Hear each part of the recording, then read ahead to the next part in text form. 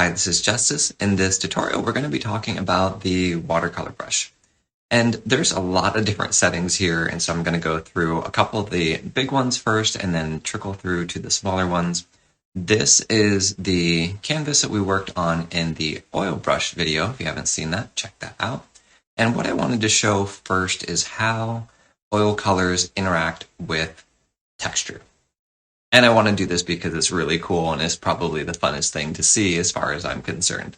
So first thing we're going to do is we're going to take a very wet watercolor brush and we're going to paint right here, and we're going to turn, tilt on. We want to make sure we've got a lot of wet paint here, and we're going to turn on tilt.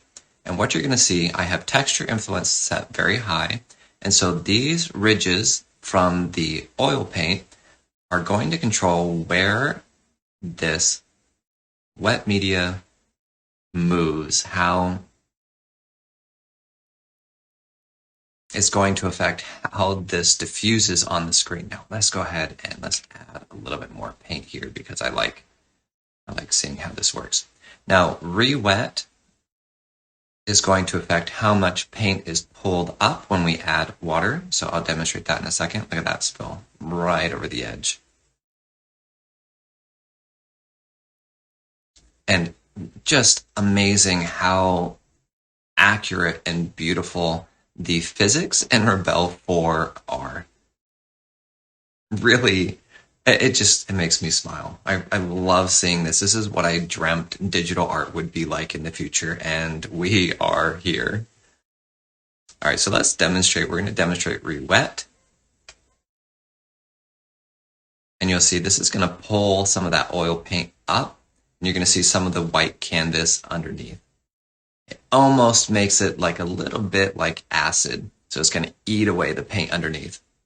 You can get some really great effects this way. Let's turn that down. Let's turn on create drips.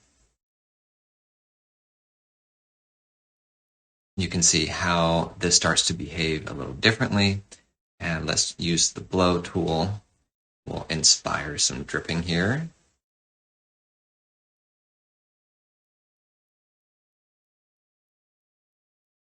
You can see one little drip going right there. Let's add some more watercolor paint, and let's do it right here. And we'll use the blow tool again.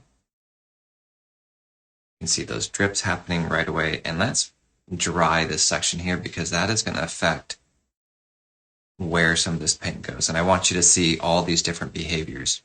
So here's our dry section. Again, you can see that with H for showing wet. You can see the drips. We've shown how Rewet affects this area of the canvas.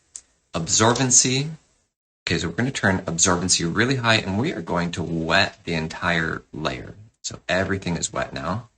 You can see that starting to play a role here. Absorbency. Oh, let's turn off. Now we can leave it on. So where we put that paint down here in the beginning, you can see it's getting absorbed into the canvas. And let's turn this really low. And we're going to go right here. And what you'll see difference, the absorbency is this is going to just run off of the area we put it with very little absorbency into the paper. So there is some really great tools that we have for watercolor in Rebelle 4. Let's go ahead and demonstrate edge darkening. So I have edge darkening set to 10 and draw a little circle here and make sure that we have tilt turned on.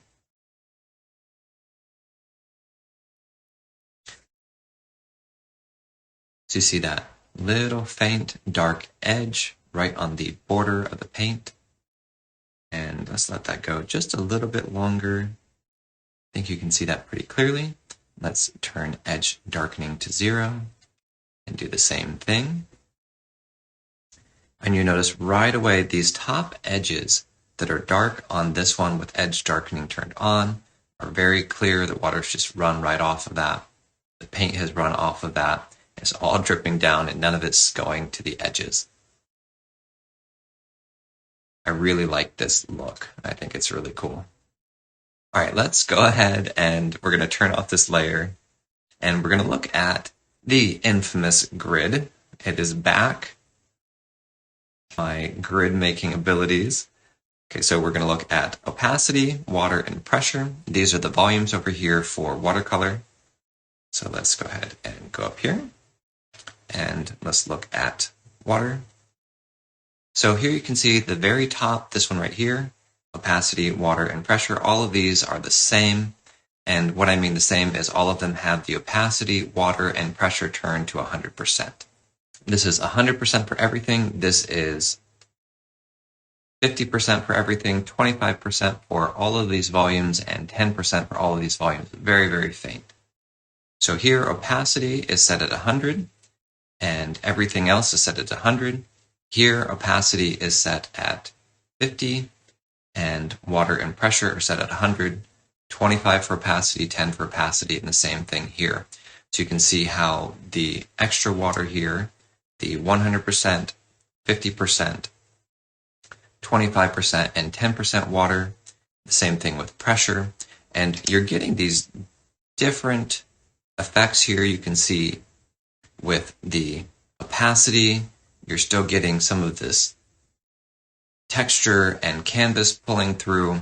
Here, there's more color, more darkness in the valleys of the canvas texture. All right, let's go ahead and look at diffusion. So watercolor behaves in a very different way whether you're putting wet paint or wet media onto a dry canvas, if you're putting wet media onto a wet canvas, and if you're putting dry media onto a wet canvas. Now dry, this one is 100% dry, so the water is set at 1, so dry, and this is 100% wet. I painted this background with wetness set to 50%, wetness set to 25%, wetness set to 10% on the background, the green portion of this. And then I did a dry brush over the top, and you can see how that affected the paint. Here, wetness, so this is 100% wet, so the background was done wet, and then we put wetness over the top. This is 100% wet red mark, 100% or 50% with the red, 25% the red was 25% wet over here, and here the red watercolor paint was 10% wet on a fully wet background. Now here we have wet on dry, and wetness of the red was 100%, 50% wet, 25%, and 10% wet. So there's a couple different ways that this can combine. It's a little bit confusing, but this graph should help explain it a little bit. So take your time, look at this, and just play around a whole bunch. I mean, there's not a lot that's not enjoyable about playing around with the watercolors and seeing them diffuse on the screen. And as you understand this better, it's really going to help you control the paint that you're putting on the canvas and control how all of that diffusion works. Okay, so let's go ahead and look at the next one. So looking at the overlay modes, watercolor has a extra property here. In oils, this is where we keep the dirty brush mode. Right here is transparent, semi-opaque, and opaque. So let's go up here and turn overlay modes on so you can see. So when we have an opaque stroke over the top of a color, it's going to cover over it. When we have a transparent overlay mode right here, this is going to kind of do similar to a multiplying effect. The red and the green are going to combine in a very different way than right here. Now, those two, transparent and opaque, have these very clear behaviors. Semi-opaque is a little bit different. So when semi-opaque, when the opacity is set, let's go ahead and set this to semi-opaque. When the opacity is set higher, it'll behave just like the opaque. It's going to cover over. As we decrease to 50%, semi-opaque is going to behave a lot more like the transparent. So this is a hybrid mode that gives you the ability, using the control key, to adjust your opacity level. You can very quickly transition between this multiplying overlay mode or this opaque overlay mode. And here, again, this is just the same process here. We have the opaque colors going over, and you can see 50% opacity, 25% opacity, 10% opacity. Let's take a quick look at some of the different watercolor brushes that are provided in Rebelle 4. So let's create a new layer, and let's hide my beautiful grid. And let's set these a little bit more to a natural place and bring up this. So watercolors, you have liners, round and scratchy, where we're seeing a lot of texture in the background. Opaque, transparent brushes. You can see I've got the tilt up fairly high. So if there's a lot of water in it, you're going to see this effect here. If we turn this or we move this, we can move this in real time and it'll affect where the water is dripping. Our flat, dry, our bristly watercolor brushes. And let's pick a couple additional colors just because it's pretty.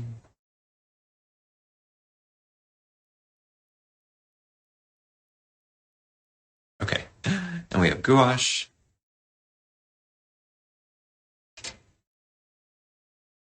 Let's bring the opacity up actually so you can see these a little bit clearer.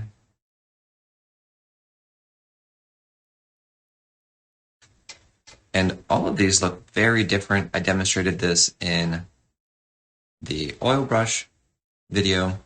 If we change the background here, it's going to drastically change. You can see these ones dried with the canvas. These ones dried with the mulberry paper. And it's a very, very different look. So there are canvases, papers for sale, and there's free papers here at this link. So click on that and see if you can find something that you really, really identify with, something you really like. Let's go ahead and put this back. Let's put it to a... I am a fan of the washi papers. So let's click on this. It's just very delicate. Yeah, just beautiful. All right. Here you can see some more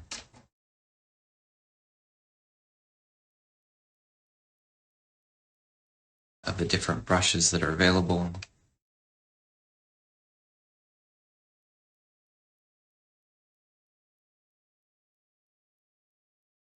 We have some splatter brushes.